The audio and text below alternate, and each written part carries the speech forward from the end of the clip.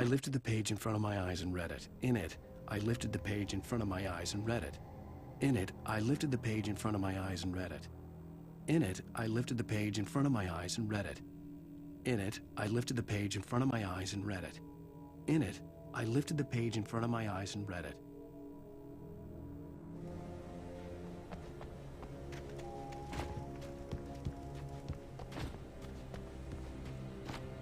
The place was dead, a ghost town. Had been for decades, maybe a century.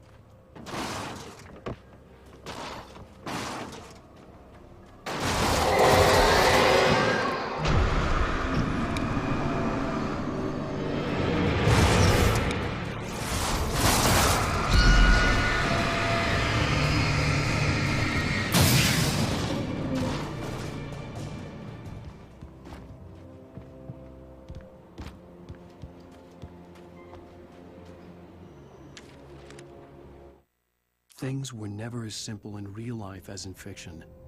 I had lost count of the times I had wished there'd be a clear reason for my writer's block. Something to fight, something to lash out on. There wasn't. I was filled with doubt. I was nothing like the hero in my books. Alex Casey had gone through his life with single-minded determination, never wavering from his goal. Even now, I was angry at myself, angry at Alice, angry at Barry. I was fumbling and I had no plan.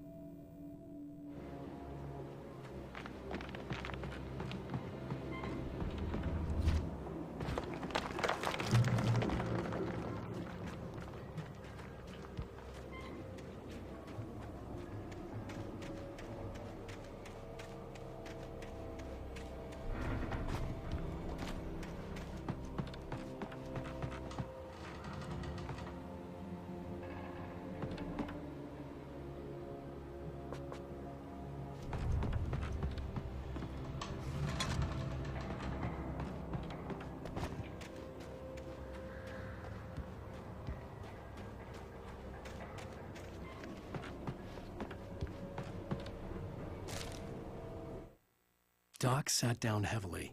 He examined Barry and Rose. Barry was already recovering. Rose was another story. She was conscious, but she was barely present, almost delirious, disturbed, touched in the head, they used to say. It wasn't the first time Doc had seen someone in such a state, but it had been over 30 years. Doc poured himself a stiff drink. He hadn't forgotten a thing.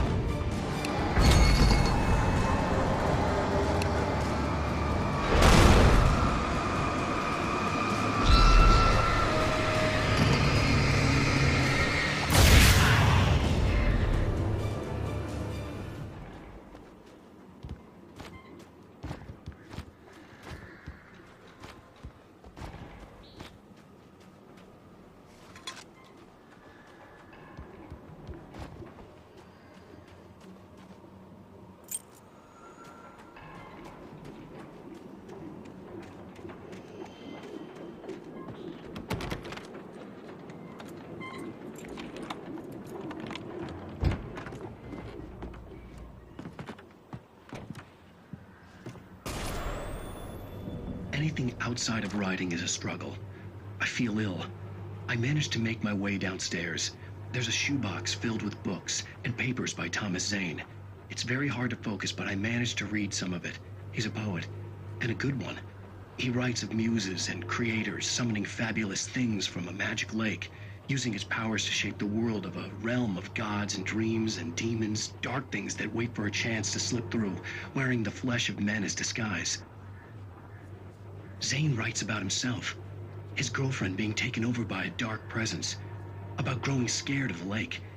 Zane believes it's a mirror to the gaping void of darkness above, where some Lovecraftian presence lurks. I crawl back upstairs. I'll borrow these things for my story. They ring true. They fit.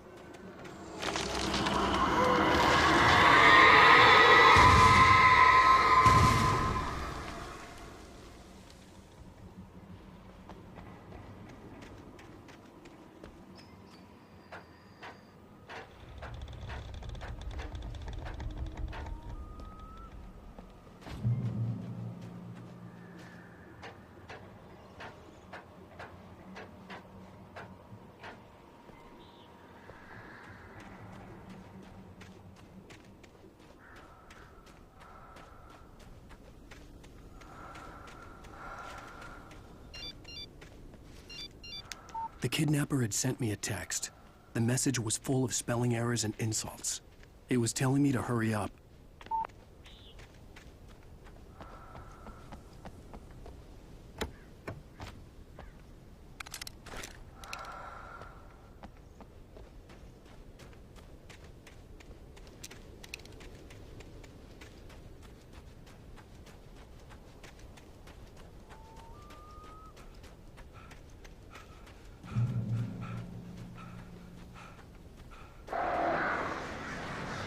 Birds.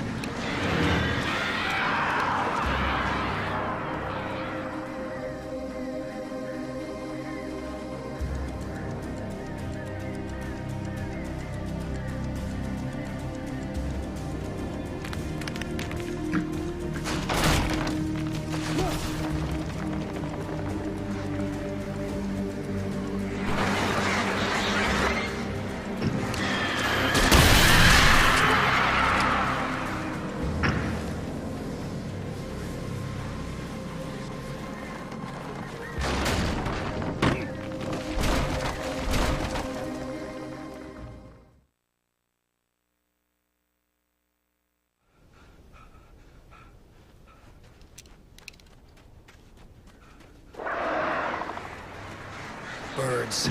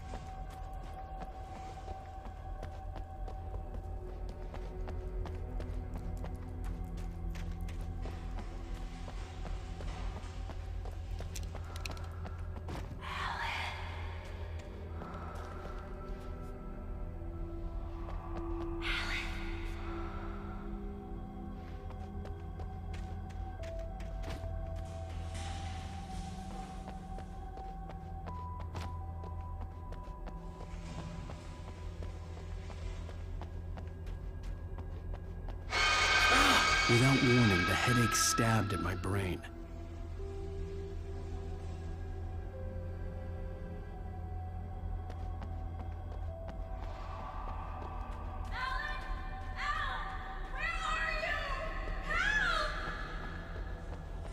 Alice?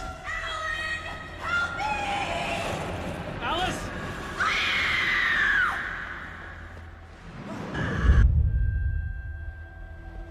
I'm losing it. I gotta get out of here.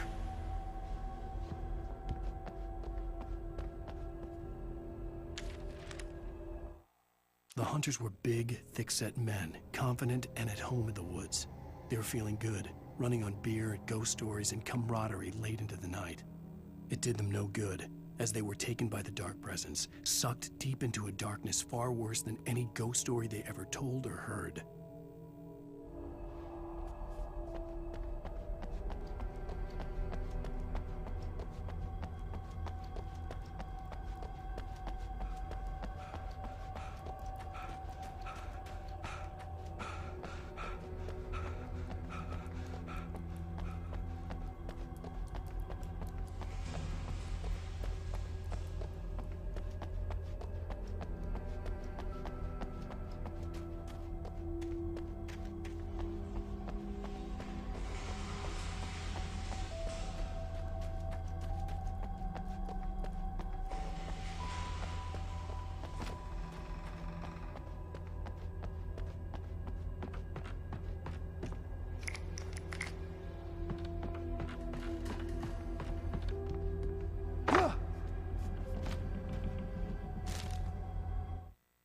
Even behind the closed doors and curtains of his grimy room at the Majestic, the local motel, Nightingale could feel the locals' eyes on him, the unrelenting pressure of their judgment.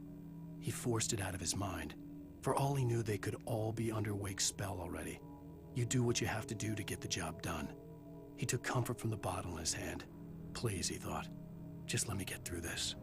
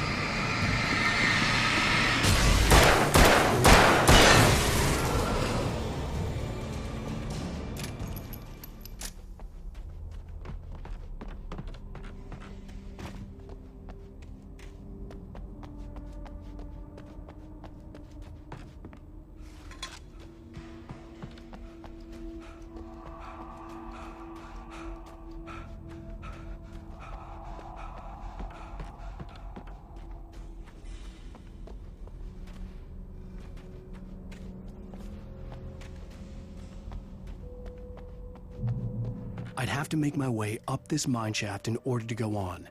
Maybe the machinery could help me with that.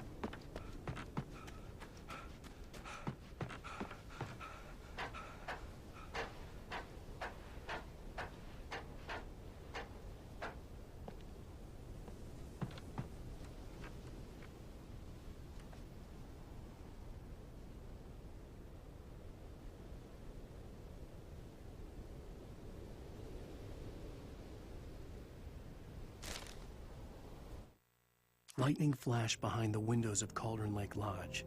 Tor Anderson laughed and held the steel hammer above his head. Nurse Sinclair was trying to calm him down without success.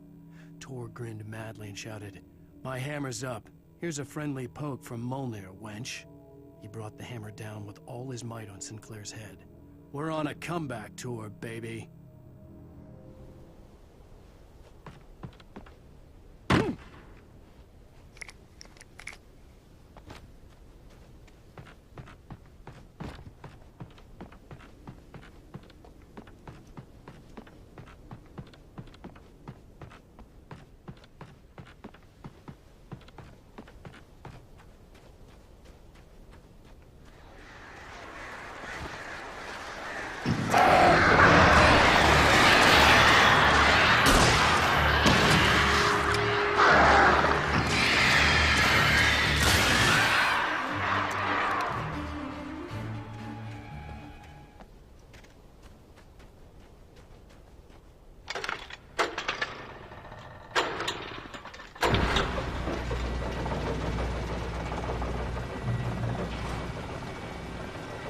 Oh, great. Another cable car.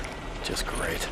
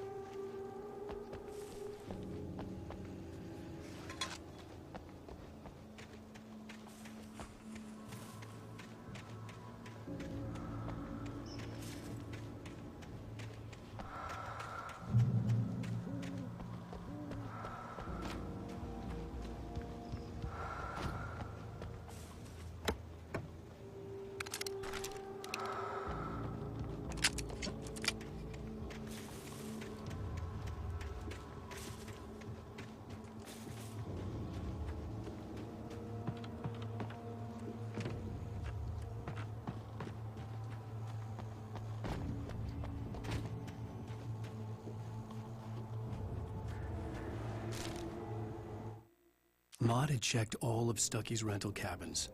There had been no sign of the Wakes. It was dark when he'd found their car parked at the end of the road by Cauldron Lake. It made no sense. They must have taken a wrong turn, but there was no sign of them, and the car had been there for hours already.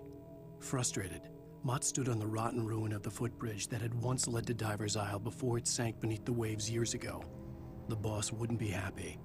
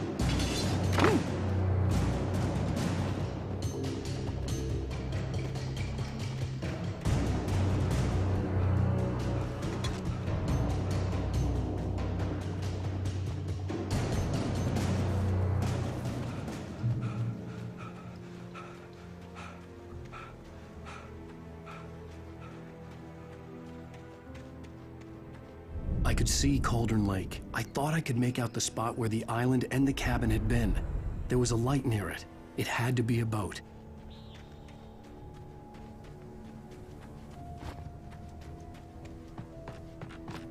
I was close now. I had to get there fast. I dreaded what I would find. I tried to hold on to Alice, but her form melted away. I was losing control. Dr. Hartman stood in her place. I wanted to hit him, but my arms were jelly. He smiled. It was a reassuring smile, and I hated him for it. I had to give you a sedative. Don't fight it. You went through another rough period. Right now, it's very important that you stay calm. We don't want you to have another episode. You're a patient at my clinic. Have been for a while now.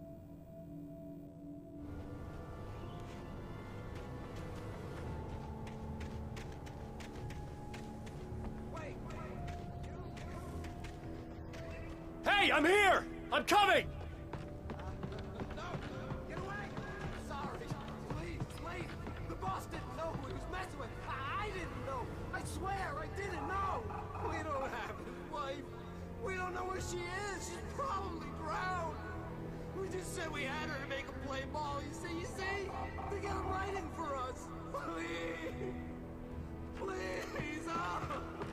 I'm sorry. Please, don't hurt me. Ah! Ah!